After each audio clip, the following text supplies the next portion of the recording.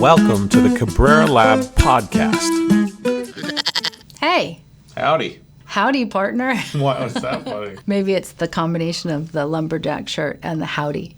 Christmas present. How you doing? I'm doing awesome. I'm very excited. Yes. Because we're continuing on our focus with how do we bring these ideas of systems thinking and all those things up into groups of people and organizations. Yeah, totally. Normally I don't know what we're talking about, but this month I do because. You do. But I realize it doesn't make a difference because I just forget. That's the beauty of your mind.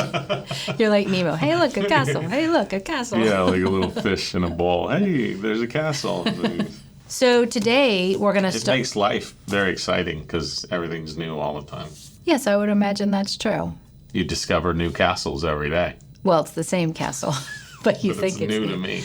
Okay, so Yes. we are continuing with thinking about organizations, but today we're going to focus in on vision, Yes. which is the V of VMCL. Yes. Vision, mission, capacity, and learning, which are the four inherent functions of any organization that we want to really be aware of. That's a mouthful. 4 inherent functions of any organization. This is my first need of you to translate. Yeah, I'm getting the gist of it. Yeah, so I mean that's an important sentence because there's a lot packed in there, so we probably should unpack that. Okay. Just the idea that organizations or organisms have functions, and this isn't like a framework where it's, hey, we think it's a good idea. This is more like in order for an organism or an organization to function, it does these things, and it does them whether you like it or not. Yes. And so if you know that it's doing these things, then as a leader, you can lead in such a way that brings out those natural functions on the vector that you want the organization to move, or that collectively you hope the organization will move. Yes, and the other thing I like about what you just said is that means the reality of your organization is it has these 4 things. Yeah, whether you like it or not. So in order to be aligned with reality, you have to know that they're there and then use them to your advantage. Yeah. As a leader. So VMCL is kind of the leaders love reality for organizations. It's like loving the reality of your organization. Your organization is gonna go towards a goal. Now, whether it's going towards the goal that you ostensibly have for the organization or not is up for question. Yes. But it is going to be goal-oriented in its sort of statistical existence. Right. And it's going to do things repeatedly to get there. It's going to require capacity to do things, just like we have to have energy to metabolize in order to act. Yep. And it's going to learn. And again, what it learns and how it learns is up for grabs. As a leader, we want it to learn in particular vectors so that the capacity gets built, so that the mission gets done, so that we attain a particular vision. Yes. Left to its own devices, it'll do those functions, just maybe not on the vector or on the path that you're hoping for. Yes, meaning leadership is really about choosing that vector. Like seeing the path of the future of where you want to go. Yeah, it's funny. One commenter talked about the river rafting guide example.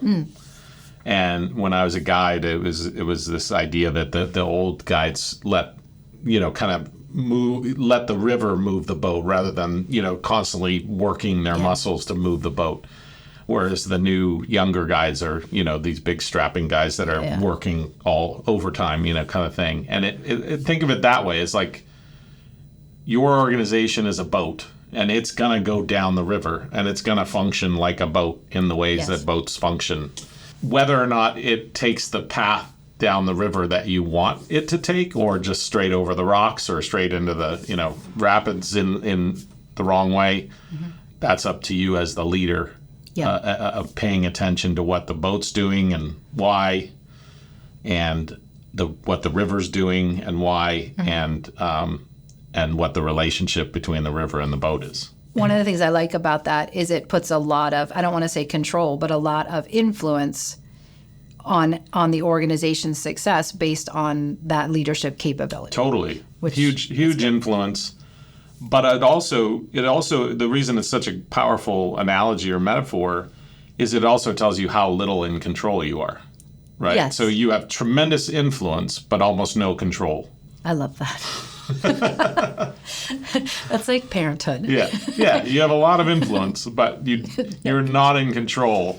The river is much, much bigger and more powerful and more dynamic than you are. And the marketplace is the same. That's the marketplace is the river, right? It's much more dynamic than you could ever hope to control. Yes. As a leader, you can put that oar in the water at the right time, turn the boat, water hits the back of the boat turns because of the force of the water rather than the force of your oar. Just as an aside, sometimes when we travel, we nerd out and we take pictures of people's mission statements and vision statements on the walls at different organizations. And I think over the years, you and I have been teaching very specific things about what a good vision is, and how and we have these litmus tests on a good vision. So I want to start with those. Yeah. And I will read them. They're coming from the book. We'll talk about the book later, but let's start one at a time. Yeah. And just kind of go through them, and then so the litmus tests or the checks are just to give a little background on what their purpose is. They are, if you want to design a vision that is truly a well-designed vision, and you design a vision, you build a vision almost like you build a car or anything that you build. The job of the leader is to engineer the vision and engineer the mission and engineer the capacity and engineer the learning such that you can have one that functions really well. And so the litmus tests or the checks, what we've found in the research on visions and missions and capacity and learning, it's kind of a guidepost for design. Yes. You don't need the litmus test every day. You need the litmus test to design a good vision and design a good mission. Yes. And a lot of people even really, really, top-notch people with big budgets make huge mistakes when it comes to vision and mission. The research shows that.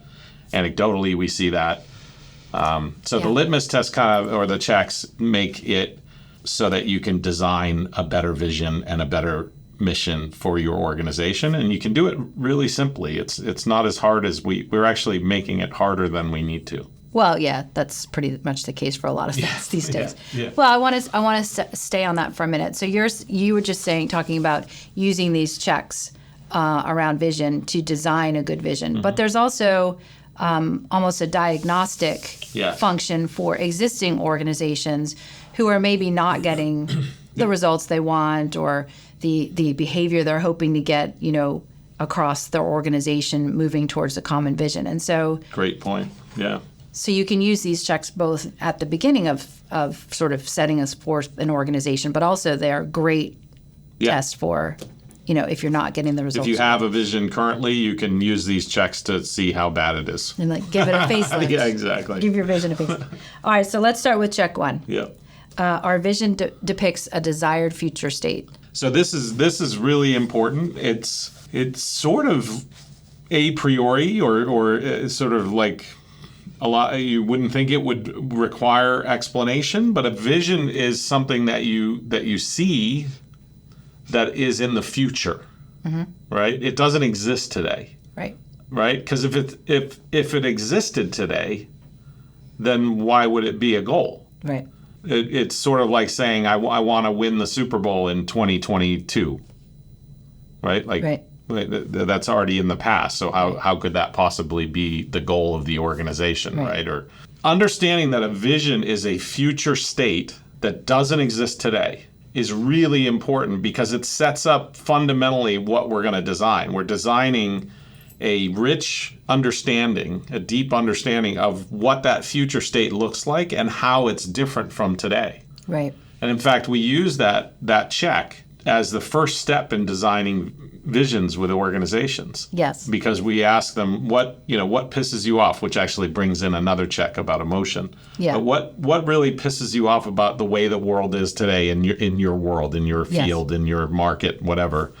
And what we then do is sort of say, well, what pisses you off about how things are today and how should they be? Yeah. And that sort of sets up the kind of the deep emotional tie to why you exist in the first place. We exist because we don't like the way things are today, and we want them to be somehow different. Yes. And that could be we don't like the way software is designed today, so we're going to design a new kind of software that looks different. It could be we don't like that there's so much homelessness, or it could be anything that you don't like. It could be that we don't like that. Well, you can take real world examples. It's hard to eat healthy. Yes.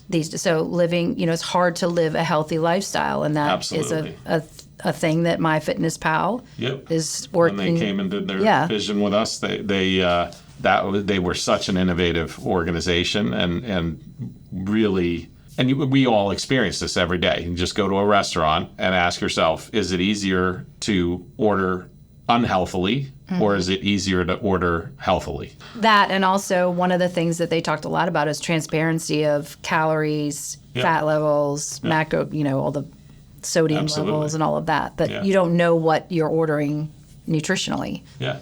And then also you think about, we had one of our favorite very, very large school districts. They were struggling. Children were showing up and they weren't ready to learn, right? Their stomachs were empty. They didn't have a dentist. They were struggling with different they couldn't things. even get to the learning because there was so much in the way. So their vision became every child ready to learn, which is what they wanted to change. So there was a condition they were Children are not ready to learn today. Yep. In the future, every child will be ready to learn. And that's really getting at the litmus test of a future state. Your vision is a future state. Well, and I think it'd be important right here to just talk a minute about some of the pitfalls that a vision is not a verb. Right? That's a great point. A lot of folks confuse mission and vision, and the research is pretty clear that there's tremendous confusion about vision and mission out in the world. In general, vision is a seeing statement and mission is a doing statement. So that's one of the clear distinctions between them. Mission is something you do repeatedly in the now, and vision is a future state that you're seeing. The old saying that leaders stand in the future and describe what they see. That's really a great reminder of what a vision's all about. You're standing in the future and describing what you see. And you can't just describe it once. You have to keep describing it to everybody in your organization. And once you've finished describing it, you start again and describe it again. Yeah. And a vision, as you said, is a destination. You're either going to get there or you're not. It's not the ongoing process of going there. Yeah, it's not a verb, like you said. It's and people make verb-like visions all the time. Yeah. And a verb-like vision is a terrible vision. Yeah.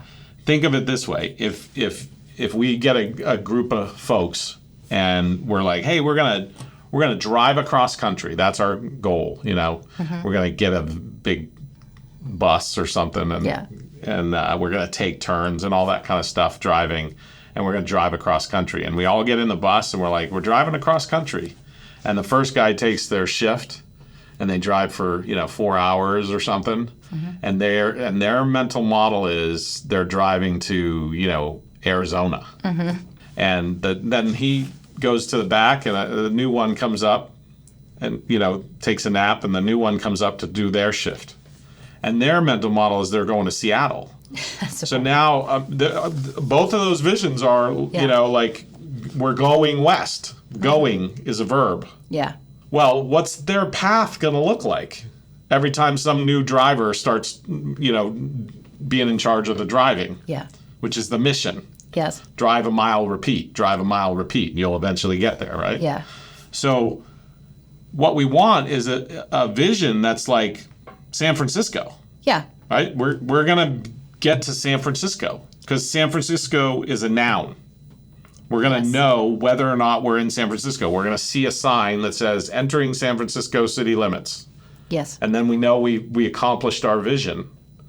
So we say sometimes visions are future state and binary, meaning we know when we're not there, we know how far away we are, and we know when we are there. That's binary, meaning you're either there or you're not there. Yes, but that also reinforces something we talk about a lot, which is shared mental models. Yes. Right. And so part of what leadership is making sure people are sharing that mental model of the same vision. Hundo P. That's one of the most important. In fact, it's one of the litmus checks is visions exists in hearts and minds, not on walls and frames and websites. Yes. And what that means is a vision, a real vision, is in the hearts and minds of people. They share a common mental model of the destination. Yes. That's what a real vision is, that we share a common mental model of the destination. And that is not handled by text on a website. That's not handled by text in a frame on a wall. That's not even really handled by words. It's handled by meaning that people are making, right? Because you can imagine, like the example of Arizona versus Seattle, you could also imagine that we had two people that are part of the bus, and we say San Francisco, but they have different understandings of San Francisco. One thinks maybe San Francisco in South America, and one thinks San Francisco in California. Yeah. And so they're going to they're both going to San Francisco, the words, but they have different mental models of which San Francisco. Yeah. Yeah. And that happens all the time in corporate visions. Yes. People don't have the same shared mental model of what they're doing. So it behooves and is incumbent upon leadership. Their job isn't to necessarily make it all happen, but their job number one is to make sure everybody in the organization shares the same mental model of the vision. When we work with organizations and leaders, you can get to a really great statement of a vision, but then you have to do the work to make sure that the way that people are defining and thinking about that, the words in that vision statement is the same. Yes. Right? So literally you would say, our vision is San Francisco, and the mental model is San Francisco, California. Yeah. And everybody needs to think San Francisco, California. Yeah, and show it to them on a map. Yeah, and, exactly. We share the same map and all that kind of stuff. Absolutely. That's critical. Yeah. And it's, when we're dealing with something geographical like San Francisco, it's a lot easier to get it right.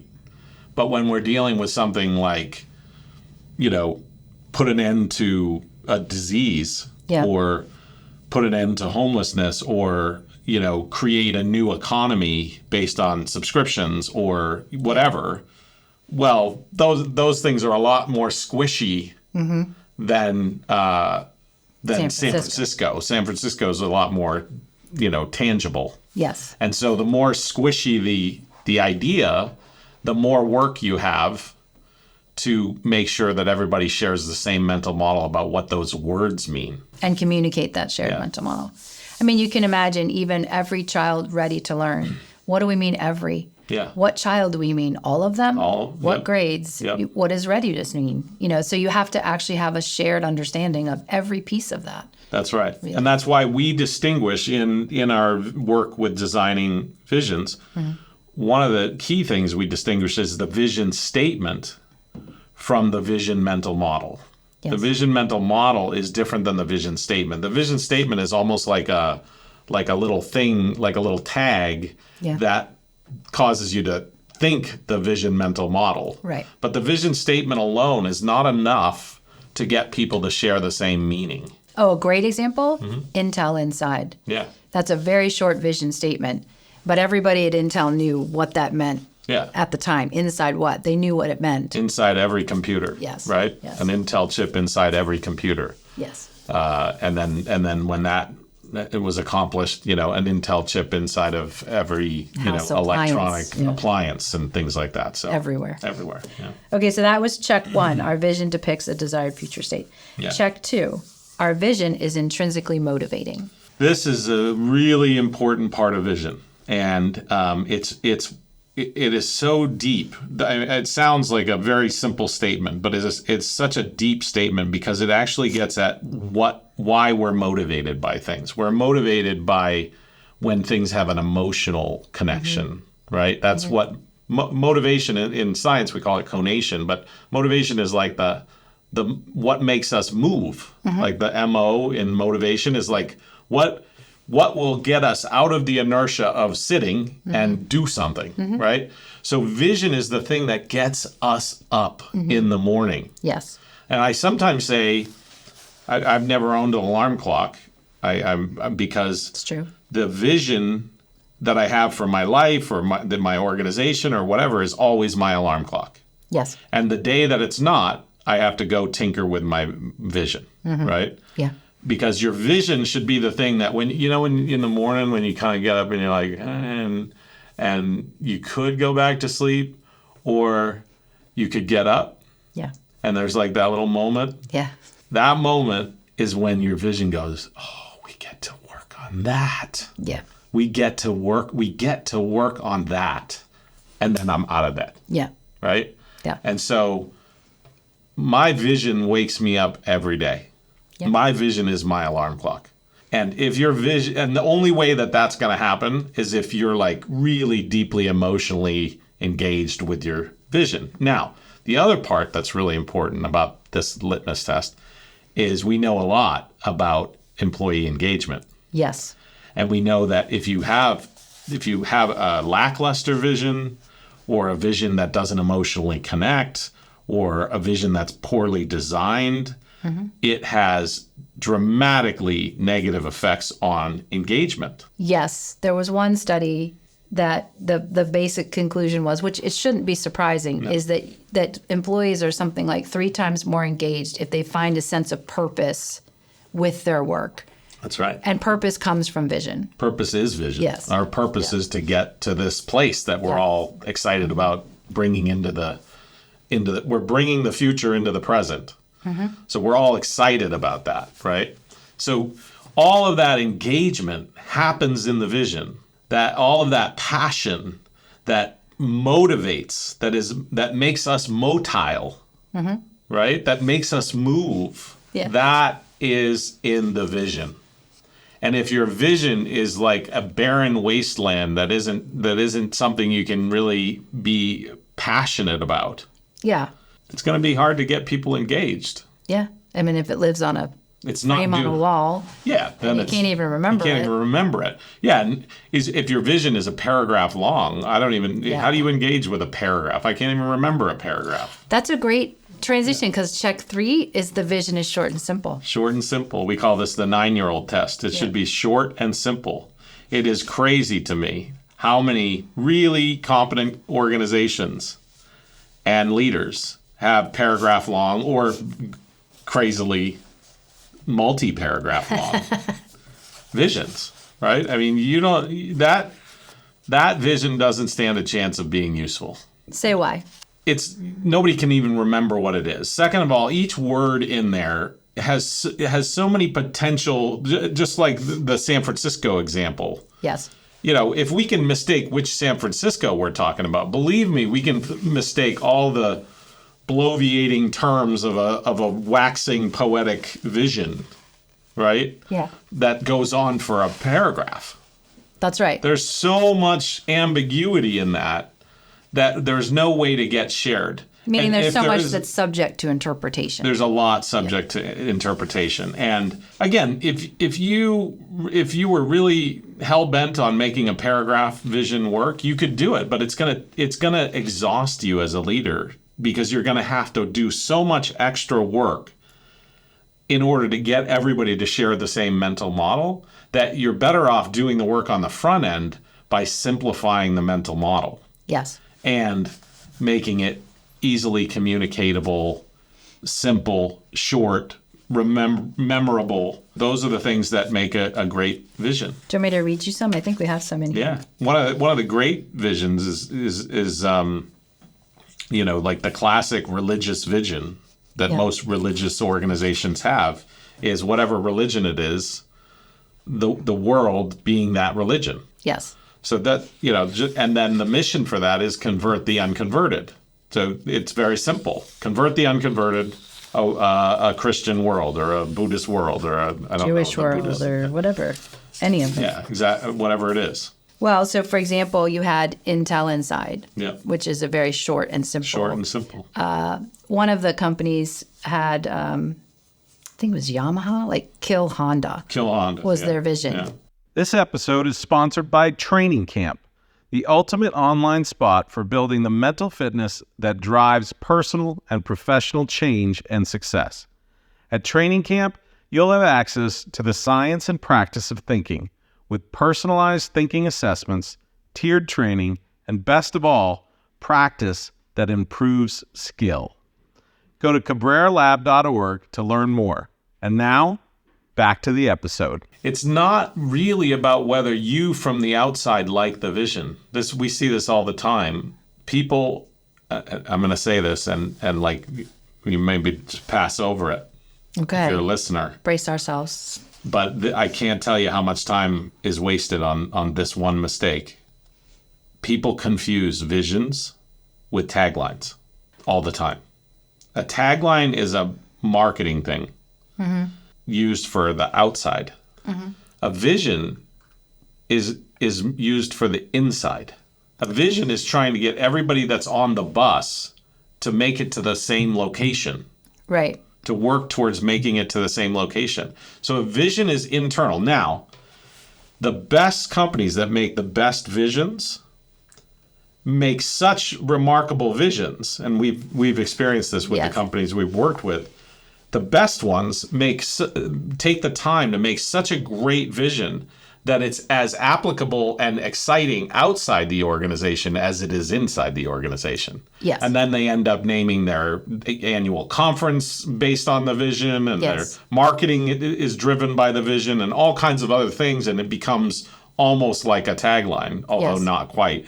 But first and foremost, your vision is an internal statement. It's an internal mental model for your people. Meaning you have to start there, and if you do enough work, maybe eventually, or if you do it well at the beginning, that becomes something that is as externally motivating to your customers, your clients, whoever.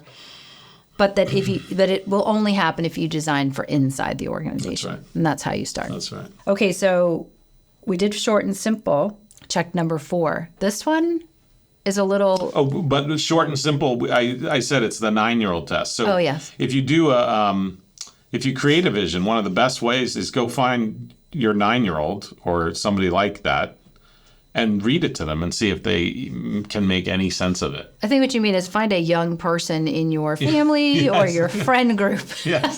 Why? What did I... You said find a 9-year-old. No, I don't mean like just go accost 9-year-olds. But find a young person that doesn't have all the technical language that you have and throw it by them and ask them what they think it means. And we have actually had people do that in groups, that, because we have an offsite, and then the next day we come back to the next day. Hey, I talked to my kid. son's cousin said blah blah blah. And, Okay, so we did check 3, short and simple. Yeah.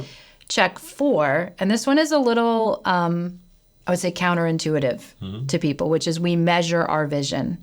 They're measurable, yeah. Yes, and so let's talk about that. I mean, it ties back to the first one, future state. It ties to all of them.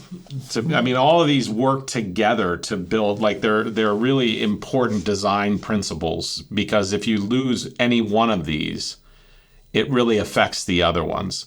So if you don't have measurability, then it's very difficult to know what the short and simple terms mean, right? Because you can't measure it. You can't understand it in that way. Now, it's also I'm not saying measurability itself is enough to be motivating, but having measurability is a motivational factor, because imagine if we're driving to San Francisco, but we can never know how far away we are. We can never know how much progress we've made towards it. Right. You're at some point it would feel like you're driving to Mars or something, and you're like, we're never. I don't. Who knows whether we're close or not? Like it just does. It becomes meaningless. You got 10 kids in the back. Are we there yet? Are we there yet? Exactly. Right. So measurability helps to make the meaning shareable. It helps with motivation, and it helps with getting that short and simple statement to have teeth. Say what you mean by teeth. So the statement is both it's gonna hit us like in the heart emotionally, but it's also gonna hit us in the head, because we're gonna be able to have like, oh, okay, it's 3,000 miles to San Francisco. That's measurable. If we've driven 2,500 miles, we only have 500 to go. So there's feedback in the system that's telling you your progress. If you've ever, tried a fitness goal or something, you know how much that little bit of feedback is so powerful, whether it's looking at the scale or, oh, I went up in weight in dumbbells, or I can do more push-ups in a row, or whatever it is, that little bit of feedback is really important. And a lot of that feedback tends to be quantitative. Well, and it gives you a gauge of how much more work you have in front of you, right? It's like, those United Way bulbs where like they're trying to raise $1 million and they get to 10,000, 20. And so they know we're getting there, but we've got more and more work to do. And so that's sort of, I see what you're saying about the motivation part. Are you ready for the final one? Check? We ensure that our vision lives in the hearts and minds. Hearts and minds of people. Which I guess is sort of cuts across all 5 in a lot of ways. It does. But I'm telling you, it's, as you know, from our experience with organizations, so many people think that they have a vision and a mission when they have a vision statement. Right. Let's say for a moment that you use these 5 beautiful litmus checks to design the most beautiful vision, that you could possibly design. And it fits on a little Post-it note, and you write it down, right? Yeah. And then you fold it up, and you put it in your pocket. And then you go, great.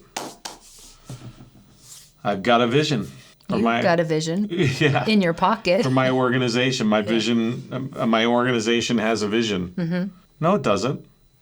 And why doesn't it? It's because of check number 5. Yes. The reason it doesn't have a vision is because that vision statement is not a mental model of meaning that is in the minds of the people who have to work towards bringing it about.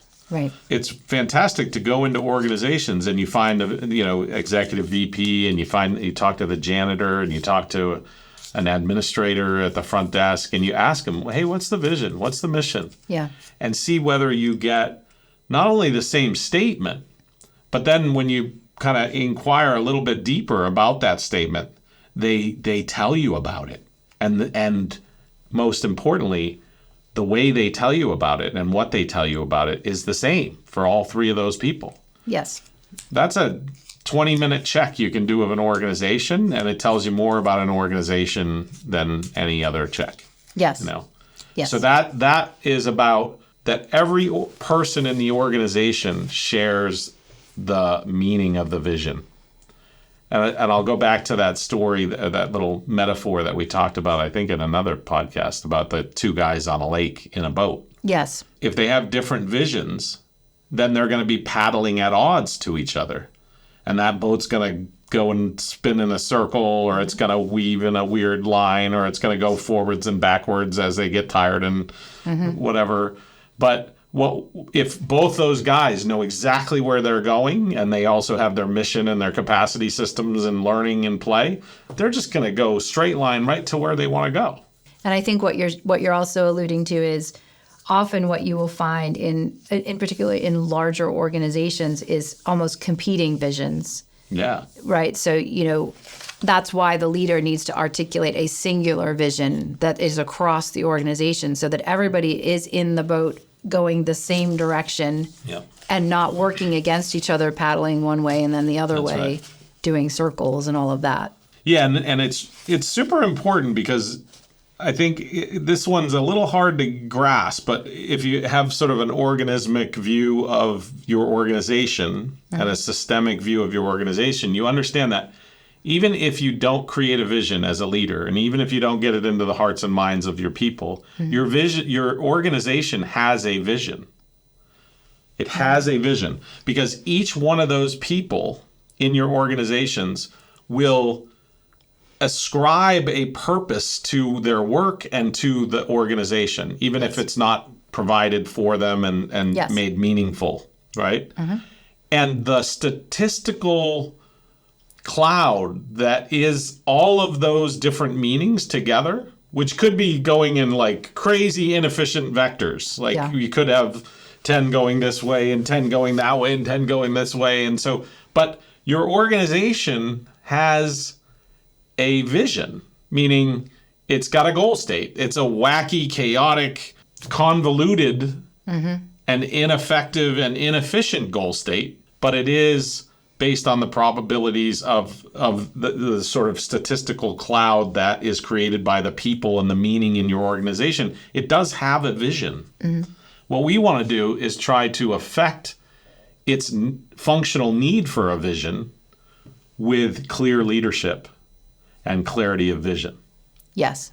That's critical. Meaning you want to make sure, as we've said, all of those, that statistical cloud of probability of all the different little microvisions actually becomes and coalesces into one, which is when we were talking about that superorganism thing. Yes. Right? Lots of little fish that form into the shape of a shark and are all going in one place. Or we have the beach ball example, right? Which this is one of my favorite examples. Like, so if you imagine your organization on the beach as a sort of a transparent beach ball so that you can see inside of it, right? Imagine all your people like inside the beach ball, right?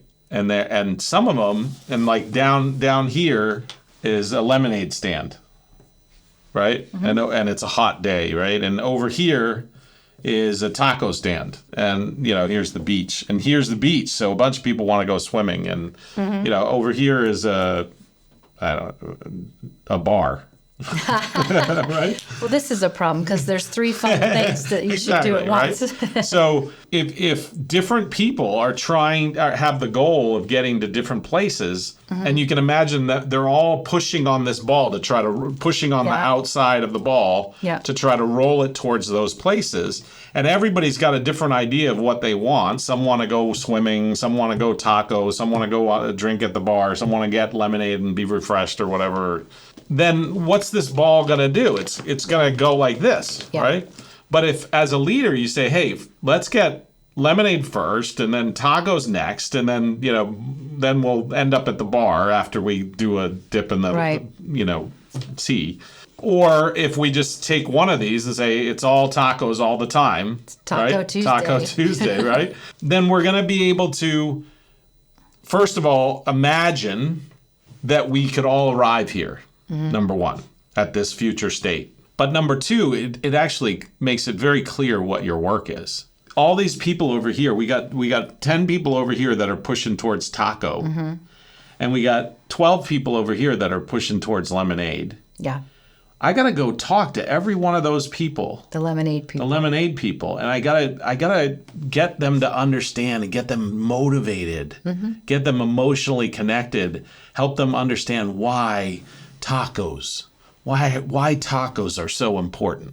Can we make our vision tacos or bust? Tacos or bust, exactly. Tacos or bust, right? Tacos for everyone, right? Tacos for all. Right? So the way that vision plays itself out beyond the vision statement, which I hold in my pocket, is I got to go talk to people, and I've got to infect them with how cool this statement is, and all of the meaning that's in the statement and why we should do this statement. Yes. Right? And then I'm going to leave them with the statement as kind of like, sometimes I call it a meat hook, right? Because when you look at a meat hook, you can imagine a big side of beef on it, like in a factory or something.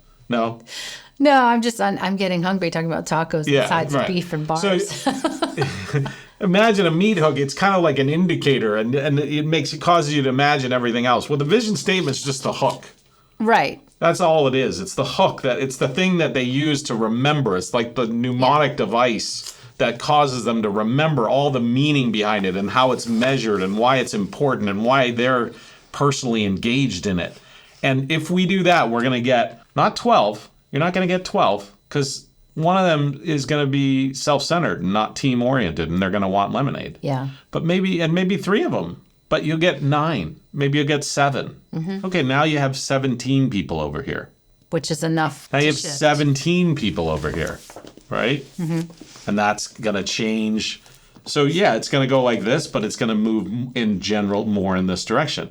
Sometimes there's going to be a rock right here. Oh, an obstacle. Yeah, there's going to be a huge obstacle. Yeah. And everybody's going to be like, push, push, push. And they're going to have to solve this problem. And they're going to realize we can't go over it. We have to go around it. And they're going to say, oh, we have to pivot. But when you pivot, you don't forget where the taco stand is. Right. Right? So, okay, we got to pivot this way. But then we remember that our vision is still the taco stand, right? So we don't get lost in the pivot. We're pivoting because there's a blocker to the taco stand. Yeah. Even though it seems sort of simple, this gives us a really clear idea of how vision manifests into organizational functionality, right? And leadership on the ground. Leadership on the ground. Literally inside the ball, talking to the lemonade people, talking to the bar people, and shifting their mental model to it's tacos. And it's important because the leaders have another little mistake they make sometimes, which is, okay, I went and talked to everybody. I did an all hands. That's not enough. You got to be Bono, right? I always say Bono. I don't know Bono personally, but I'm guessing if we called him and said, "Are you, sick of singing Sunday Bloody Sunday?" I'm guessing he's pretty sick of singing it. Yeah. But you know what? Everybody expects Sunday Bloody Sunday when they go to a U2 concert, right? Yes. Does that make sense? Yeah. So he's got to keep singing it. Yeah. And I think with leaders, you have to keep singing the tune. It's new to a lot of people. Even if it feels like you've said it 1,000 times, you have to keep singing it. Keep singing it. Sing it in a different way. Get a person, get Taylor Swift to join you and sing it or whatever. T-Swizzle. Right? So you got to do it in different ways to get people excited, right? Yeah, funny. What? It was an amazing concert. I know. She's amazing. I am not ashamed of my Taylor Swift. No. My love for Taylor My Swift. goodness. You mentioned her. She's very talented. No, I'm saying Bono would bring Taylor Swift on would do stage. very I don't well know. Have they ever done a duet together? I don't know. You don't know something about Taylor Swift? That's the first time that's ever happened. I do not believe that they have. Anyway, We digress. But I'm saying the leader has to find new ways and creative ways to be like, okay, I got 7 of those folks to move over, or 9 of those folks to move over. Maybe I'm going to spend way too much time getting the last 3 to move over. Okay, let's go over here and get these ones over, and eventually you're moving them over into enough. the vision. Yeah. Exactly. Yeah. Your vision and the movement towards your vision is a statistical property of your organization. Meaning you don't have to have 100%. You just have to have enough to tip it towards Collective that direction. movement. Yeah. Well, what's interesting too is you can imagine all kinds of obstacles, changes in market forces, yeah. changes like COVID. Totally. COVID changed everything, and we had to pivot. We find this all the time in map. When you're in the wilderness, right? Like you know where you're trying to get to your camp or wherever you're trying to get to, and you run into a lake. Well, all of a sudden, camp's that way, and I got to go that way 2 miles. Yeah. Unless I have a rowboat, which I don't. So I'm, now I got to hike this way. Yeah, it's a pretty long swim and cold, and I got a backpack and whatever. Yeah. So now we're going to hike in a totally different direction for 2 miles, and then that way for a half a mile, and then 2 miles back to get where we're trying to go. I would cry. But you can't forget where. Yeah, that's just reality. So anyway, that's vision in a beach ball, I should say, rather than a nutshell. I think we've done it. But we did? Yes. Before we wrap, I want to. I love to give people gifts. This is the book, Flock Not Clock, for 2025 for podcast listeners, I think we should give you 25% off the book in case you want to have the book, which concretizes all of this stuff. Talks about everything that. Well, the vision and then the rest of the month worth of stuff, mission, so capacity, and learning. Everything we're covering is all in here. And this is a very accessible book. We use this book in our course at Cornell University, and but it's a very accessible. Anybody can read it. Examples and pictures and maps and all kinds of fun stuff. Yep. And while you're there, you can grab a T-shirt. Yes, there's all kinds of fun stuff. Well, anything helps to support the podcast. We very much appreciate it. That's right. And I think that is a wrap.